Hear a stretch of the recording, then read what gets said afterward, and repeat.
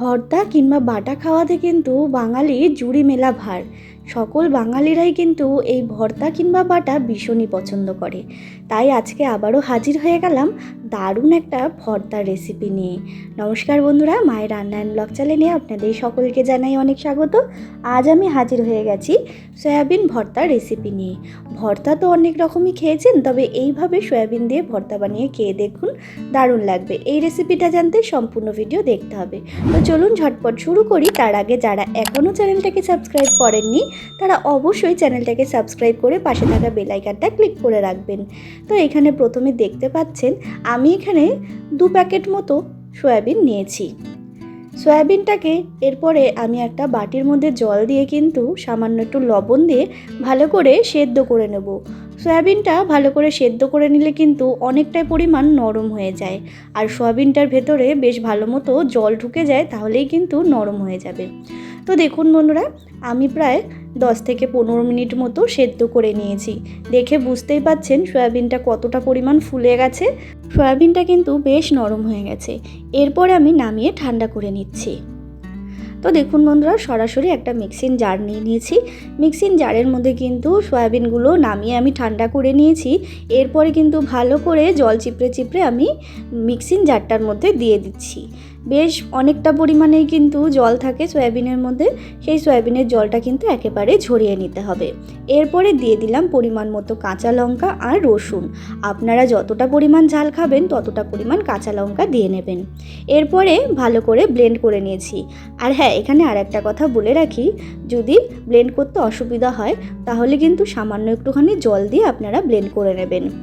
এরপরে সরাসরি গ্যাসে একটা ফ্রাই প্যান বসিয়ে দিয়েছি। তার মধ্যে দিয়ে দিলাম বেশ কিছুটা পরিমাণ সর্ষের তেল।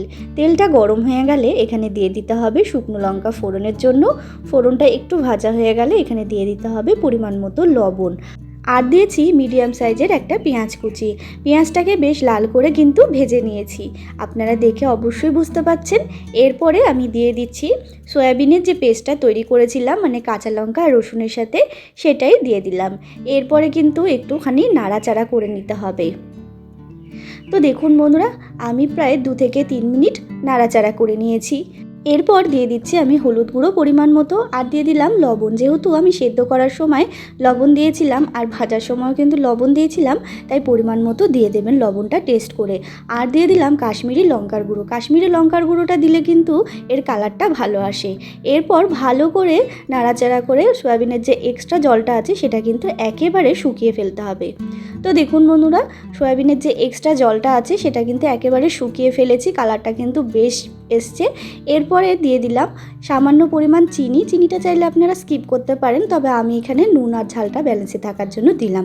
এরপর দিয়ে দিলাম একটু ধনেপাতা কুচি। ধনেপাতা কুচিটা কিন্তু অবশ্যই দিতে হবে, তাহলে এর টেস্টটা দ্বিগুণ পরিমাণ বেড়ে যায়। তো দেখুন বন্ধুরা, ধনেপাতা কুচি দিয়ে একটু নাড়াচাড়া করে নিলেই কিন্তু রেডি হয়ে যাবে এই সয়াবিন ভর্তার রেসিপিটা। তো রেডি হয়ে গেল সয়াবিন ভর্তার রেসিপি। ঝটপট করে অবশ্যই ঘরে থাকা কিছু উপকরণ দিয়েই বানিয়ে নিতে পারেন এই সয়াবিন ভর্তার রেসিপিটা। যারা সয়াবিন খেতে একদমই পছন্দ করেন না তারাও কিন্তু আঙুল চেটে পুটে খাবে এই সয়াবিন ভর্তার রেসিপিটা। তো বন্ধুরা, আমার এই রেসিপিটার মধ্যে যদি কিছু ভালো লেগে থাকে তাহলে অবশ্যই একটা লাইক কমেন্ট শেয়ার করতে ভুলবেন না। আর যারা এখনও চ্যানেলটাকে সাবস্ক্রাইব করেননি তারা অবশ্যই চ্যানেলটাকে সাবস্ক্রাইব করে আমার পাশে থাকবেন নিত্য নতুন ভিডিও দেখার জন্য। আবারও হাজির হয়ে যাব নতুন কোনো রেসিপির সাথে। ততক্ষণের জন্য ভালো থাকবেন, সুস্থ থাকবেন। ধন্যবাদ।